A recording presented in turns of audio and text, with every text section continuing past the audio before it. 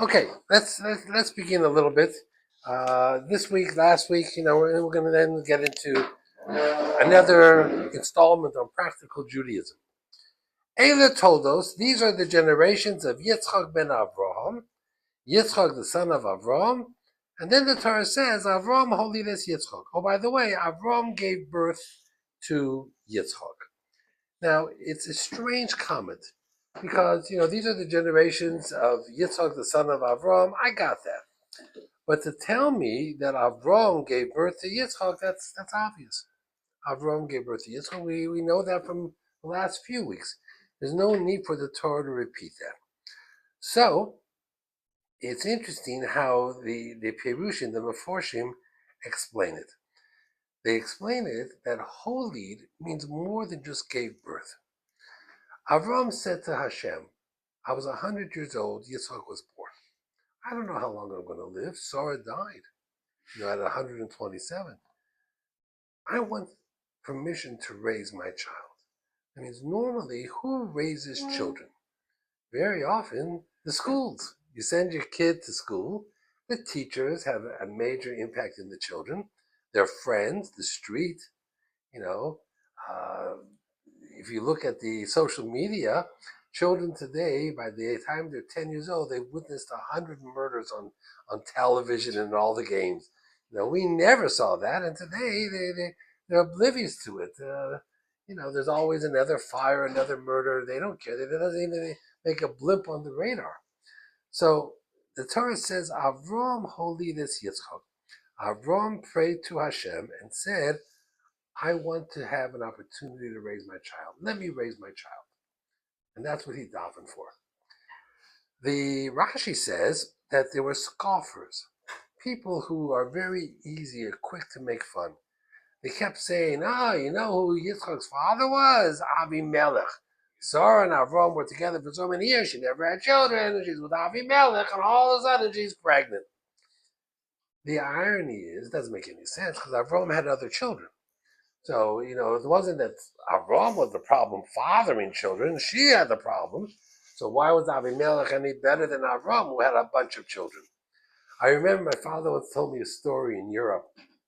There was a group of people that wanted to discredit the rabbi in their synagogue. They had an argument with the rabbi. They wanted to discredit him.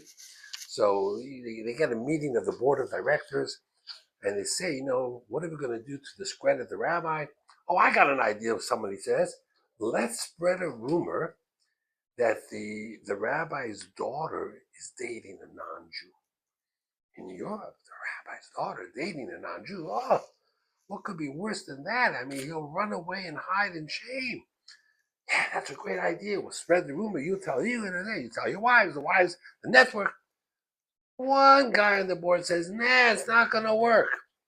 No. Say it. It will work. Don't worry. If we all carry the line, he'll be ruined. No, it won't work. Finally, he said, why won't it work? He says, because he only has 3 sons. He doesn't even have a daughter. Who cares? Say it anyway. They'll believe it. That was the attitude. Now, if you think about it, one of the things that Donald Trump accomplished in his first term of office was he put forward the idea called fake news. When I was your age, and just a few years ago, I grew up with someone named Walter Cronkite. Did you ever hear of the name Walter Cronkite? He was he was a TV reporter, I guess, for CBS. He was known as the most trusted man in America.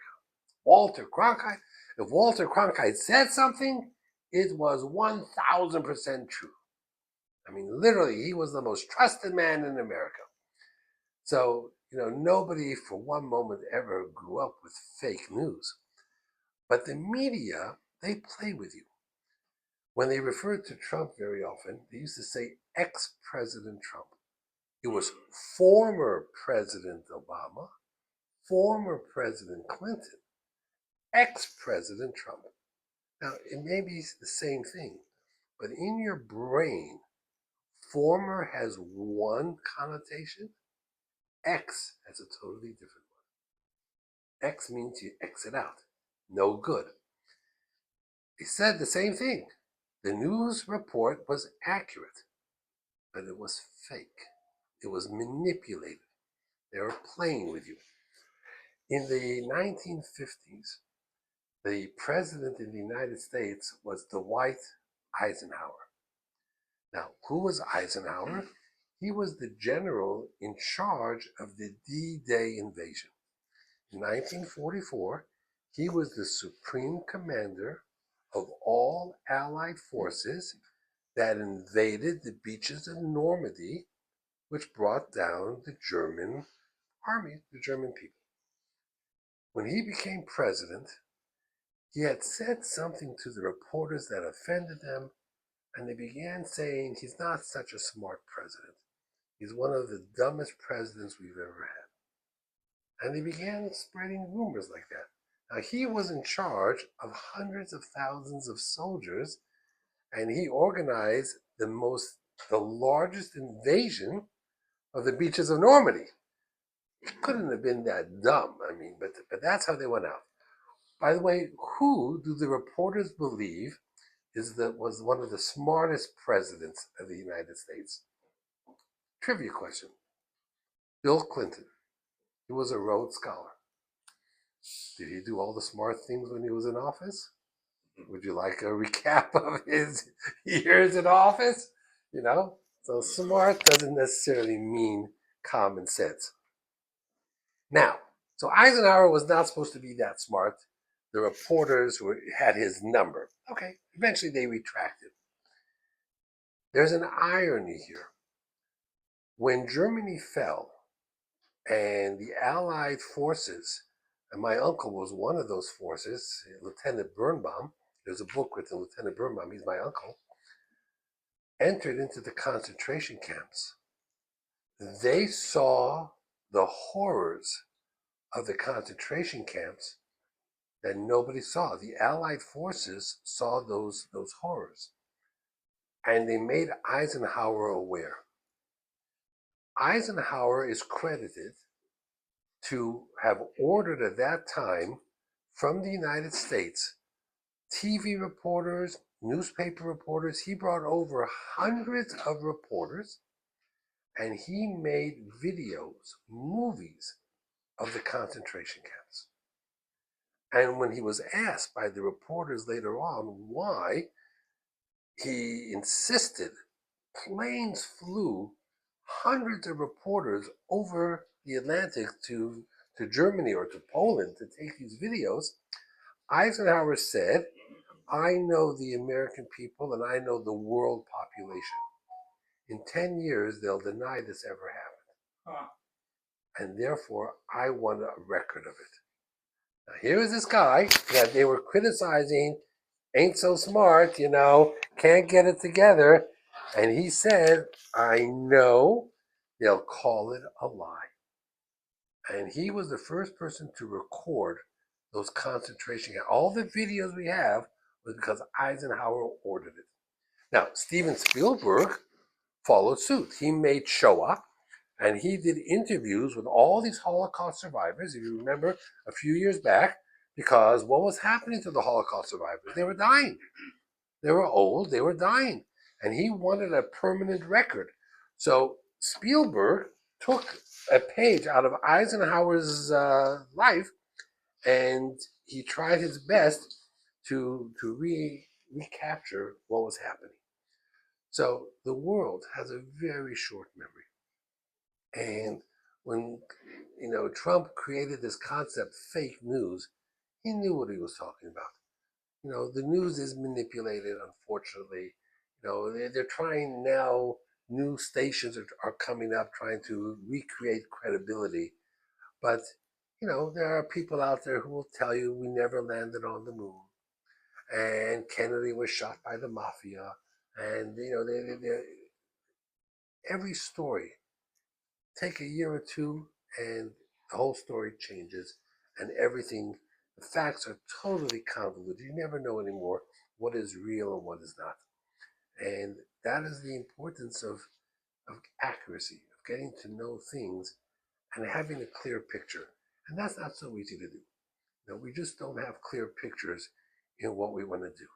Now, let's talk about this week's Parsha, and then we're going to go back into last week. You mentioned about uh, Yitzchak. Here is Yitzchak. He wants to give a bracha to his son. He likes Esav. Esav, and you have to understand, it's fascinating when you look at some of the Midrashim. Was Yitzchak rich or poor? What would you say? I would say he was wealthy. The Kliyakar says he was on the verge of bankruptcy. He says that Avraham was quite affluent, but Yitzchak didn't have that personality of Avraham. He was very different. He was very much reserved. He wasn't outgoing. And he lost all the wells and all the hotels and everything that his father had built, he lost. And he was on the verge of bankruptcy. He ate only because his son Esav bought him food. Esav was a hunter. He prepared him food. And because Esav prepared him food, Yitzchak ate. And the whole family ate. So Yitzchak loved this Esav. And on the surface, Esav seemed to be a fairly nice guy. And Rivka loved Yaakov. Now, Rivka, of course, had a little bit more insight. Rivka grew up in a home where her brother was Lavan. Lavan means white. In America, if you wear black, you're a bad guy. If you wear white, you're a good guy. Lavan was Mr. White. He was supposed to be the good guy. Now we know he wasn't so good, and he cheated Yaakov later on, and we're going to get into the stories of him over the next few weeks. But Rivka grew up in a home where everything was fake, and she knew it was fake, and she knew how to discern right from wrong. So she had two children. She had Yaakov and Esav. She knew Esav's strengths and weaknesses, and she knew Yaakov's strengths and weaknesses. But Yitzchak did not. And obviously, the two didn't communicate the way they should have. They were not on the same page. Yitzchak and Rivka, we don't know a lot about their marriage. We don't have many stories about them. But clearly, when we talk later on about Shidduchim, they were not always on the same page. So Yitzchak says to his son Esav, I want you to go and prepare me food the way I like it, and I want to give you a bracha. Now, it's interesting that, gives a bracha. And you know what happens. Rivka dresses Yaakov like Esav. Yaakov comes in first. And Yitzchak gives Yaakov the brachos. And when Esav comes in, Yitzchak says, sorry, who are you? Oh, you're Esav. Who's the other guy? Must have been Yaakov. Oh, I gave him the bracha. Must have been, that's the way it should be. So Esav starts crying. I mean, you don't have a bracha for me? Let me explain to you what the difficulty here is. Let's say someone is a sandik at a bris, especially in the Bukharian community. If you're a sandik at a bris, what happens after the bris is over? Everybody lines up to the sandik, and what do they get? A bracha. Does only the first guy get a bracha? Does the second guy that comes up, does the sandik say, sorry, I gave him the bracha? Doesn't say that. He gives everybody the same bracha. You should be well. You should have parnasa tova. You should have abichas yamim. You should have wonderful children. You should have nachas from your whole family. Your wife shouldn't bother you. Whatever the brachas are, because they all get the same bracha. You can give the same bracha 100 times. So here Yitzchak says to Yaakov, it's a pretty basic bracha. You should have from the dew of the heavens, and it should have success and wealth and riches and parnasa tova and good health. He could have given the same bracha to Esav, and in the end, he does more or less give the same bracha to Esav. So what's the problem? Why, when Esav comes in, does he say, "I got nothing for you. I can't give you anything"? So the answer is what you hinted upon. The bracha wasn't about good health and money and wealth and success. It was the neshama, it was the soul of the nation. And you have to understand it, and I'll give you a perspective. Avram Avinu, when he became much closer to God, the Zohar says that Avram said to his friends and his relatives and his family, I'm going to reverse the effects of the sin of Adam and Eve. They said, what do you mean? Well, Adam and Eve sinned by eating. They ate from the wrong tree. I'm going to create a stream of hotels and restaurants built on food, and everybody's going to have food that is 100% kosher. I'm going to correct that mistake. Well, Noah, he made a mistake drinking. Drinking, I'm going to take care of the drinking problem. I'm going to make sure there's food and drink. Eshel, achila, shtir. Well, Sodom was destroyed because they wouldn't let any guests stay over. Guests staying over, I'll create a string of hotels. Guests will stay over. I'm going to reverse the effects of the sin of Adam and Eve. Before I die, people will once again be immortal. They'll live forever. He was successful 50%, the Gemara says. He said at the eulogy of Sarah, when Sarah died, Ger v'toshav anochi mochem. I'm a stranger, but I'm a citizen. How could you be both? Either you're a citizen of the country or you're a stranger. You can't be both. So he says, I was only 50% successful. The body remains a citizen. The body stays. The neshama is a stranger. The neshama comes into this world for a short amount of time, and after that, the neshama goes to Gan Eden. Avram Avinu created Gan Eden, life after death for the neshama. Now, Yaakov bought into that hook, line, and sinker. Esav did not. Esav was 15. He said, I believed in my grandfather. I thought for sure I was gonna live forever. Then he says, as a 15-year-old, I'm gonna die. 15-year-olds don't talk that way. But he said, my grandfather failed. He had good intentions. He was going to reverse the sins of Adam and Eve, but he wasn't successful. He was successful in creating a new lineage. And I want you to understand this. I'll try to map it out for you. Adam, 10 generations later, Noah, 10 generations later, Avraham. No, Avraham is not down here. Avraham started his own separate line. He was the new Adam.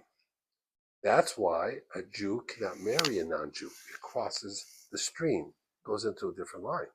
You can get out of this stream if you convert. When the Gemara says someone is a ben Noach, that's a nice way of saying someone is not Jewish. If you're a ben Noach in the Gemara, it means you're not Jewish. We're all ben Noachs. Shem, Avram's great-grandfather, was a son of Noach, but we're not ben Noach. Adam, 10 generations later, Noach.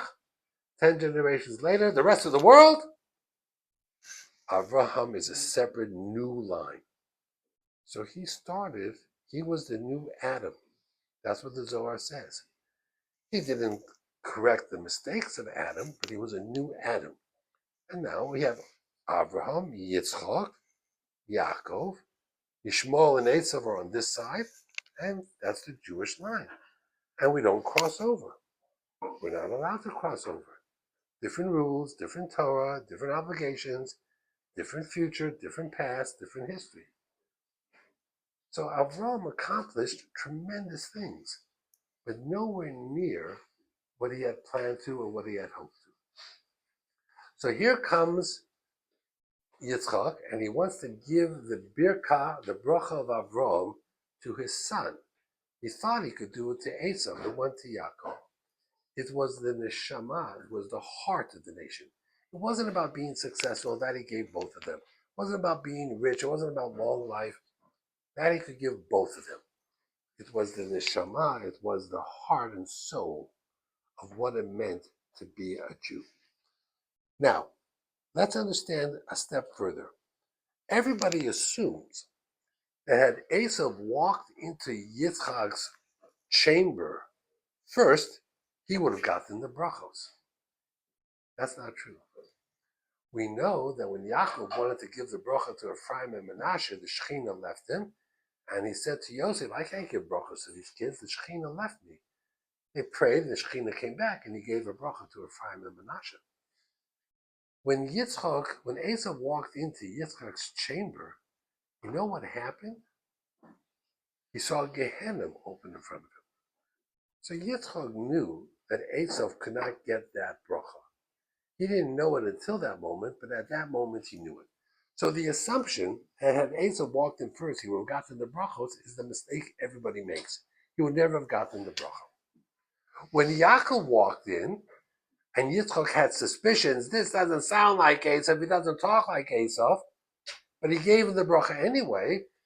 It says because he smelled something. What did he smell? Gan Eden. And Yitzchak knew what Gan Eden smelled like, because after the Akedah, he went to Gan Eden. So he didn't know the guy in front of him. He had suspicions it was Yaakov. He didn't think for a moment it was Esav, but he knew this much. The guy in front of me brings Gan Eden. That's Avram. Avram brought Gan Eden. Avram created Gan Eden. So the guy in front of me can carry on that neshama, that heart, that soul of what I'm looking to transmit. So he gave the bracha. Had it been Esav in front of him first, he would never have smelled Gan Eden. He smelled Gehenna in front of him. Esav would never have walked out with the bracha. So everybody. Didn't he smell Gan Eden because of the jacket that he was wearing? No, the jacket, but it was the smell of the person. He smelled tapuchim. It wasn't more than the jacket alone. So, we have the assumption, and this is the fallacy. We have the assumption that he would have given the bracha the first guy that came in, and the answer is no. The pasuk says very clearly that he would not have given the bracha, but rather he would have given the bracha to the person who was worthy. And that person who was worthy was Yaakov, because he smelled Gan Eden. He would never have gone to Esav. And that's what he was talking about. He wasn't talking about the bracha of wealth. That's what Rivka thought it was all about. She was wrong. It was the soul, the heart of what it means, the Jewish transmission. And that went from Abraham recreating the world before the sin of Adam and Chava. Now, did anyone ever successfully reverse the sin of Adam and Chava? Yes. Moshe Rabbeinu at Har Sinai. For a short time, the world would go back to pre-Adam and Chava status. People would live forever. Moshe accomplished that. Then came the sin of the golden calf, and then went right back again. So it was a very short-term experience, but it was once accomplished. Now, let's take a step further. We talk about, fake news. People are very quick to jump to conclusions. Rabbi Fran once wrote a book called, I don't know, it wasn't Rabbi Fran. Who was it? It was Hanoch Teller. He wrote a book called Courtrooms of the Mind. Believe it or not, as much as we talk about Lashon Hara and not to judge people quickly and don't jump to conclusions, we're all very human. And it's very human to look at a situation and to quickly make a judgment call. We do it all the time. If you're in court, and I do a lot of court work, and I'm in court a lot, judges decide within minutes who they like and who they don't like. Within the first 2 minutes.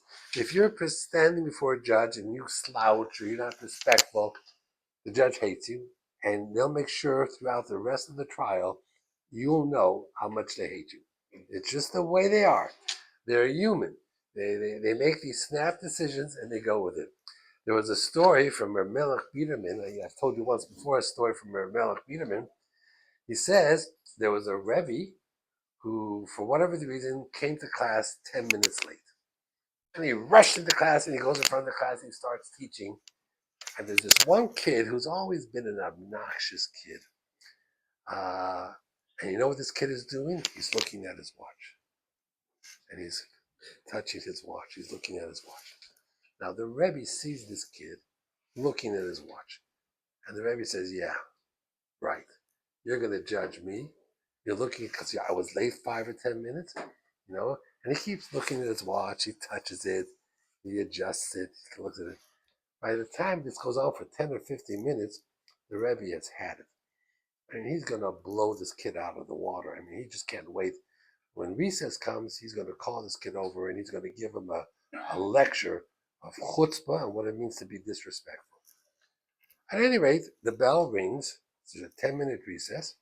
And everybody, all the kids get up and they run out of the class.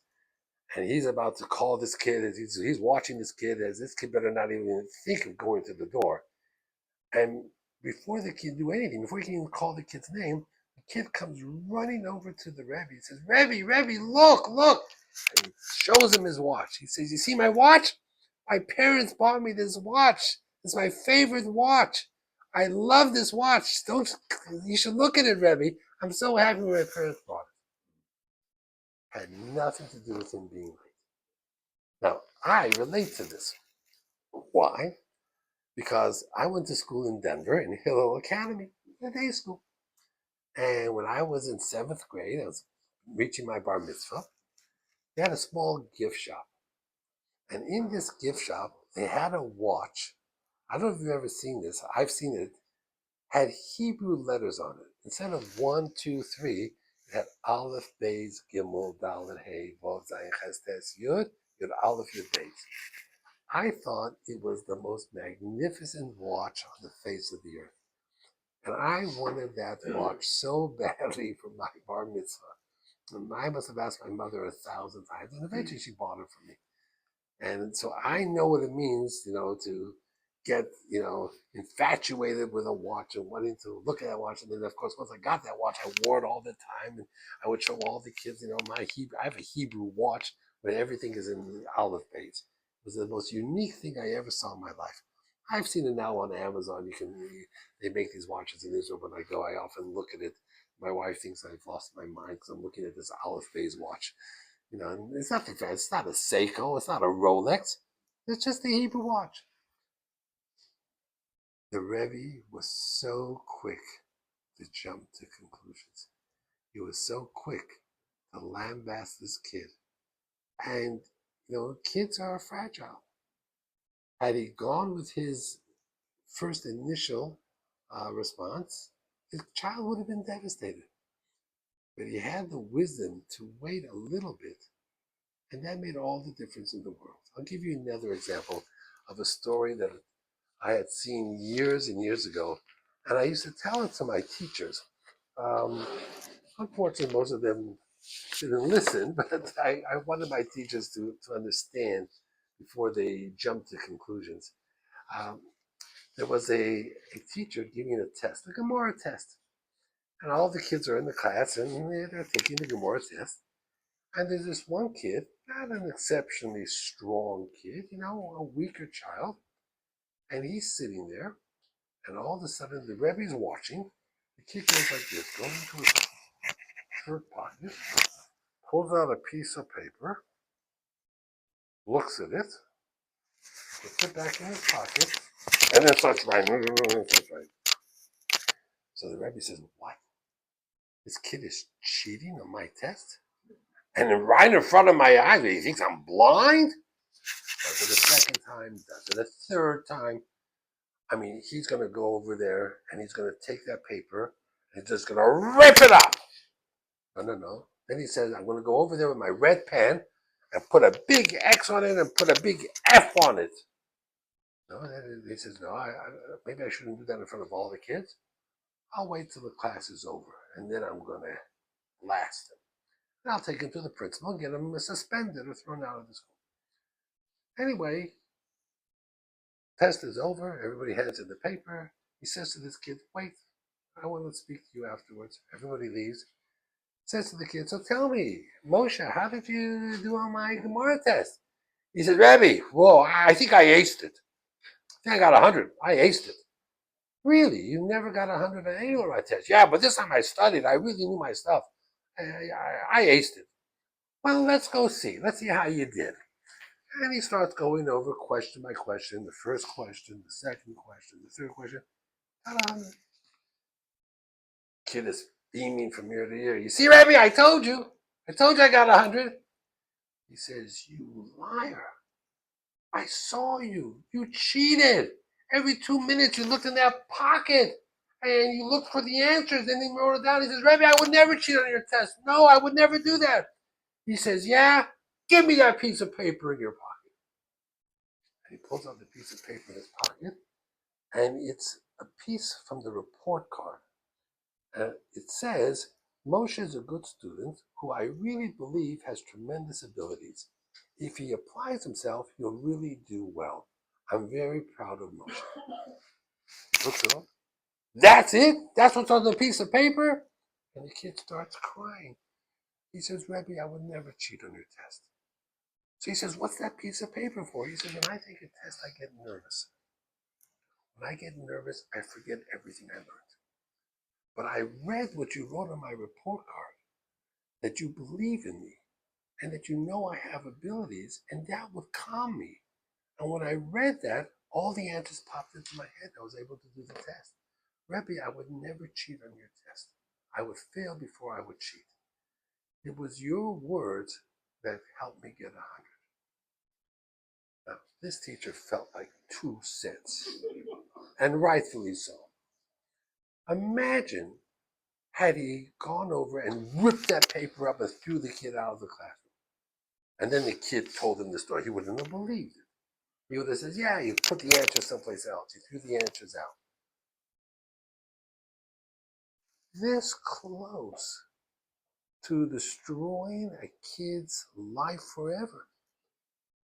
Destroying a kid's self-confidence forever. This close. Why? Because we're quick to jump to conclusions. We're quick to assume we know all the facts when we don't even know any of the facts. There are people every day who make judgment calls that affect others in ways you cannot imagine and unjustly. And we need to understand that. And we need to hold ourselves back. And we need to realize there are many sides to a story. And it's important to get the full picture.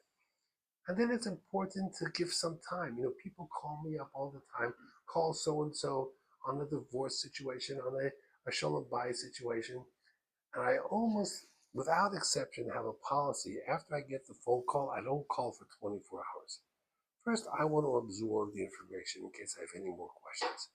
Second, very often the person calling me is very emotional, and 24 hours later doesn't even want me to call anymore. And very often they call me up and say, don't call. And I never call on a Friday because I don't want the person to get a phone call from me on a Friday and stew over Shabbos not being able to reach out to me. So I never call on a Friday. If I call, it'll be on a Sunday or a Monday. But I always wait 24 hours, maybe even a second day, before I make a phone call that someone wants me to call. And sometimes they'll call, did you call? Did you call? And I'll say, no, not yet. I've had a busy day. I'll call. Give me another day. I'll get to it. It's on my desk. Because when you jump to conclusions and when you jump, when someone tells you to jump and you ask how high, invariably a mistake is about to take place. And people have emotions and people have sensitivities. And it's important to understand that and deal with it. I want to touch base a little bit from last week as well. I want to take a moment.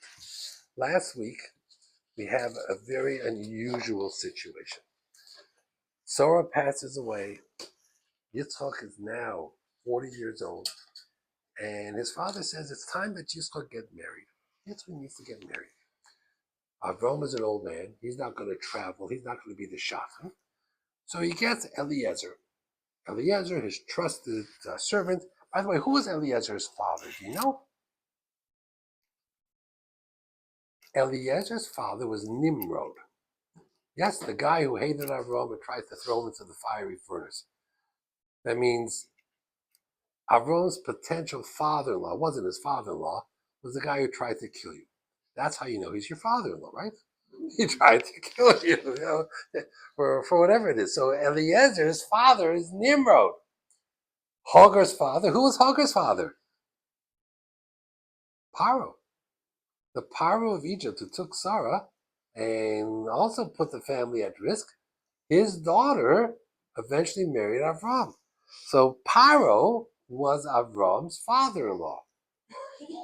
It puts things a little bit in perspective. When you talk about Avram and Hagar, Avram and Eliezer, and we named children Eliezer, who these people were and what families they came from.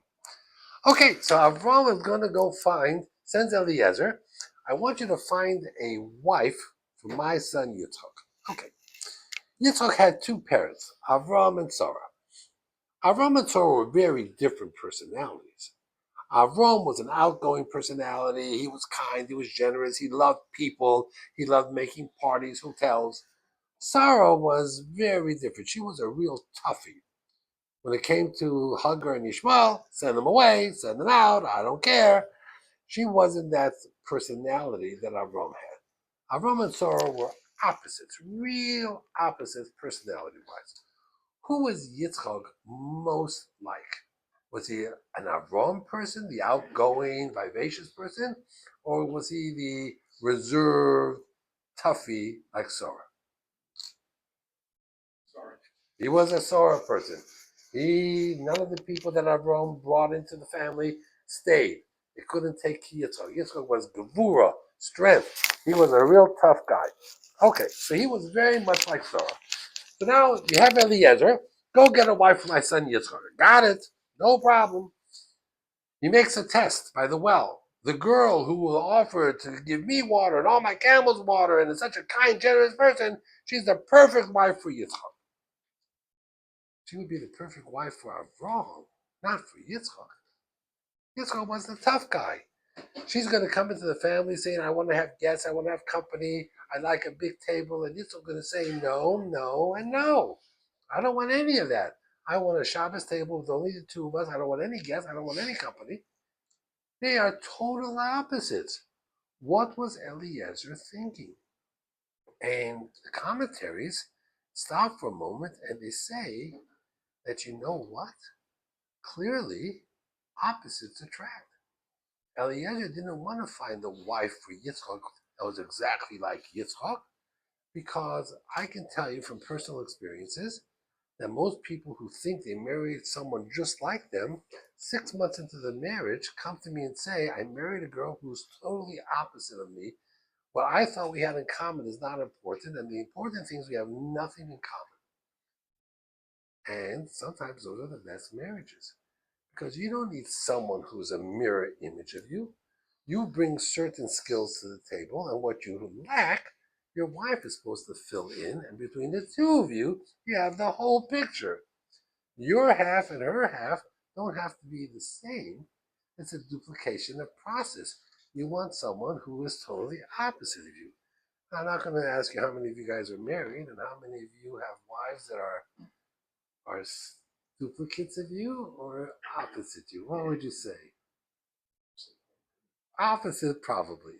You know, it's so fascinating. This lady that passed away, this Bina Kasira, she had leukemia. She was diagnosed with leukemia when she was dating her husband. Now they were just dating, and he learned in Chofetz Chaim Yeshiva, and she got the prognosis that it didn't look good. And they went to Reb Henech Leibowitz, and he didn't know should he continue dating her. He was about to ask her, they were about to get engaged, should he get engaged to her or break it off? And he's a young guy. Let's say he's 20, 21. He's marrying a girl who's just been diagnosed with leukemia, a very uncertain future. And they spoke to Reb Henech and his Rebbe's, and I think they all basically told him that break it off. You have no obligation to marry her just because you were dating her and just because you were about to ask her to marry you. But this new information is enough to call it quits and it goes in a different direction. And in the end, he married her anyway. He wanted to marry her and he married her. And I told you they were married for many years and they had 8 children. Wonderful family. He's a Rebbe in Tiferes Moshe. She was a teacher in Beis Yaakov, lived in Kew Gardens. I knew them both very, very well. And she was a phenomenal, wonderful, exceptional young woman who her children were very lucky to have a mother like that for all the years they had her. And she passed away, I told you this week, and she was 60 years old. But it takes a certain strength of a person to have that belief and faith that their paths crossed and that they should get married. I know that there was a case like that that went to Reb Chaim Kanievsky, and he met with a boy, and the boy says, the girl, the boy had cancer, and the boy said, I don't think she should marry me. It's not fair to her. I have an uncertain future. And then he spoke to the girl, and the girl says, I understand what my rights are, but I feel bad for him. He's going through such a horrible time, and I should break up the engagement and just make his life even more miserable. And Reb Chaim Kanievsky then met with both of them and says, I spoke to both of you. The boy is more concerned how the girl feels than how he feels. The girl is more concerned how the boy feels than how she feels. When two people are more concerned about each other than themselves, that's a good shidduch. And he told him to get married. That means if your marriage, you're more concerned on how you feel over your wife's feelings, that's a problem because you're a partnership. But if you're more concerned about your wife than yourself, that's often the sign of a very, very good marriage. And that's something to look forward to. There was an article, it says over here, what a happy marriage looks like. And I'm going to read to you some of the points from professionals. This was from a therapist. The first thing she said is, appreciate your differences. We are not carbon copies of each other. We wouldn't want to be. We think we'd want to be married to ourselves, but we really don't. So appreciate your differences. Number two, know the way to express all of this. Meaning, timing is important. Don't have serious conversations with your phones on and your phones ringing. Know what everything is. Communicate with each other when you can communicate in a meaningful fashion. Those things are very, very important. I once had over here, one of these comic strips, whatever it is, what women say and what men hear. So I'll give you an example, okay? Your wife says to you, do whatever you want. You have a conversation, whatever the topic is, your wife says, do whatever you want. What men hear, she's telling me that I can make my own schedule and do what I want. What she's telling you, what she really means is, whatever you do, don't do what you want. Now, just because I said do what you want, don't do what you want. I want you to keep asking me what you should do until I finally convince you what you should be doing. A second example. Your wife says to you, I'll be ready in a minute. What men hear? She's almost ready. Let me get into the car and warm it up. What she really said was, it's going to take me another half an hour. So grab something to eat. Don't complain. And you better compliment me when I come down, because if not, I'm going to take another half hour. Okay. Wife says to the husband, you can watch the kids. What the man hears, okay, I'll check my emails, catch up on my work, I'm going to rest a little on the couch, watch some television. What the wife really said was, please give everyone dinner, bathe the baby, read the bedtime stories, help everyone with their homework, and make sure to put everyone to sleep. Had nothing to do with whatever you heard. Your wife says to you, it's her wedding anniversary coming up or her birthday, you don't need to buy me anything. What men hear? Well, it seems like she's very happy. She has everything she needs. I can save myself some money. I don't have to buy her anything. What she really meant to say to you is, if you really love me, you're going to figure out what's the perfect gift for me. Make sure you include a card and make sure it's an expensive gift. Okay? So When a wife says to you, I'm fine, she's upset and she says to you, I'm fine. What men hear is, okay, she has a handle on this. She knows what she's doing. What she really meant to say was, I haven't slept in 2 days. I have the flu. I'm behind in all my work. And I have no interest in hosting your parents for this weekend. So please help me. When your wife says to you, what did you do? Men hear, she's asking me irrelevant questions. She doesn't trust me. What she really means to say is, I really care about you. And I'm asking you details of what you did and how you did it in order to figure out what to do. 10 tips after 20 years of marriage. Make yourself an easy person to apologize to. Be very quick to say, I forgive you. Keep an open mind. Number 3, never diss your spouse's family. She may not be close to her family, but her family is her family. If you've been married for any length of time, by now you know you never cross that line when it comes to family. Don't keep anything important a secret, okay? Learn a lesson. You will never, ever change your spouse. People mellow over time, but people don't change.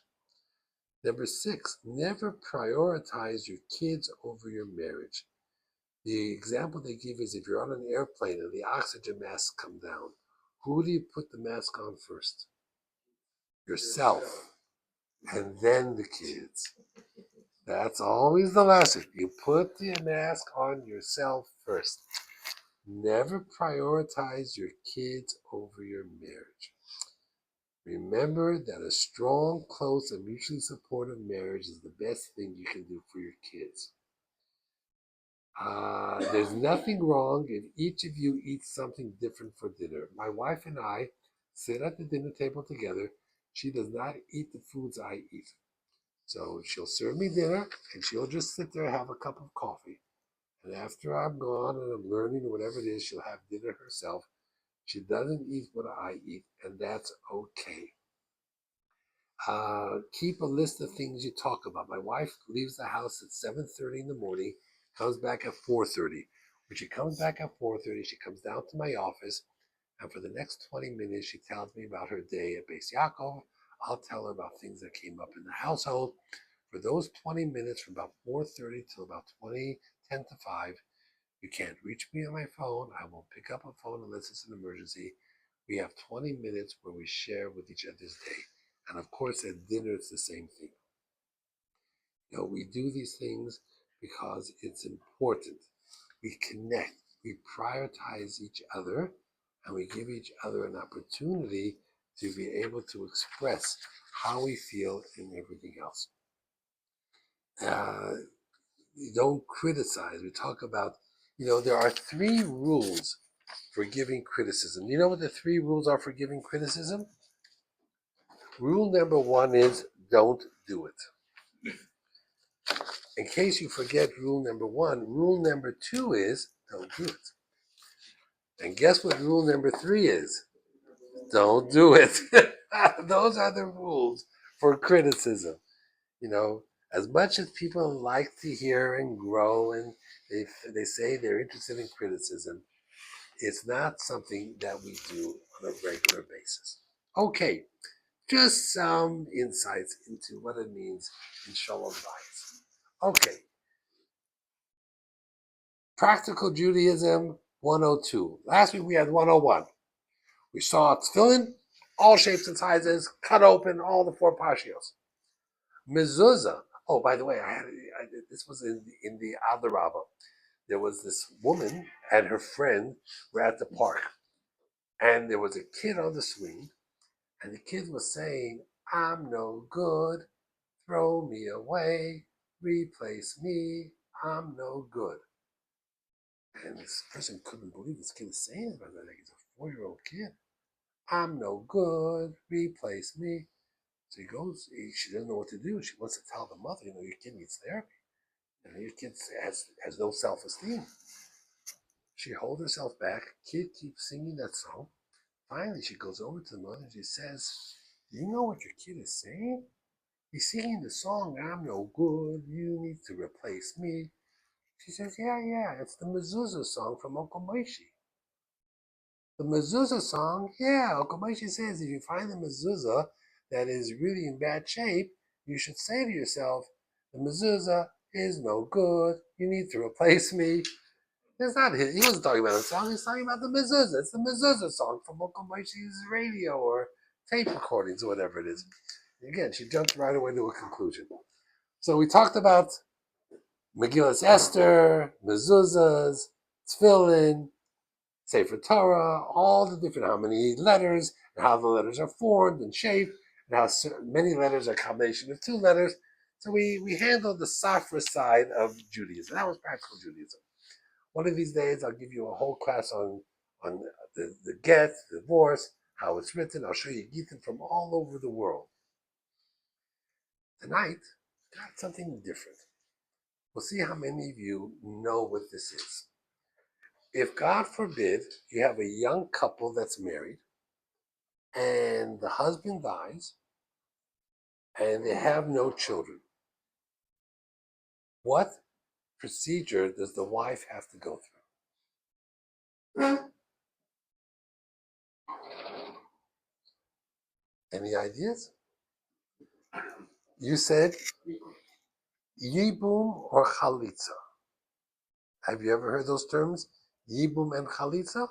Okay. So yibum means that in the olden days, the wife would marry her dead husband's brother because someone would take care of her, and if they have children, they would name the children after the dead brother. That was called yibum. Of course, no one forced her to marry. She would want to marry the brother, and the brother would want to marry her. We don't do that today. We don't do yibum today. Rabbi Yosef believed we should. And when I was on the base in Tel Aviv, he was my direct superior, and he would direct us to do it. We only did yibum in one case with a deaf mute because she couldn't go through chalitza. We do chalitza, and I'll explain to you what chalitza is in a moment. But the purpose of chalitza is that because she had no children, she's connected to the family. Like Tamar, when her husband died and she had no children, she eventually married Yehuda. You have this thing called yibum or chalitza. Chalitza is that there's a special shoe, and the man, the brother, puts on this shoe, and it's tied a special way around the foot, and they go before the Beis Din, and the Beis Din, the wife says that this man is supposed to marry me, but he does not want to marry me. He wants to free me to the outside world. And he has to say, I don't want to marry her. I want to do chalitza. And then she has to take the shoe off his foot. She wraps it up. She throws the shoe away. And you have the same thing with the story of Rus with the shoe with Boaz. And then she spits in front of him because the spit is almost like semen, where she says he refuses to redeem me, and that frees her to the outside world. That's called chalitza. Is any of this familiar to you? It's in Sefer Devarim. There's a Gemara, Yevamos, all about this. Now, how common is it to have to do chalitza? Now, you probably in America never even had an example of it or heard about it. In Eretz Yisrael, on the Beis Din, we used to do 4 to 5 a month. And I'll explain to you why. I was there right after the Yom Kippur War. Many of the soldiers who got killed in the Yom Kippur War were newly married.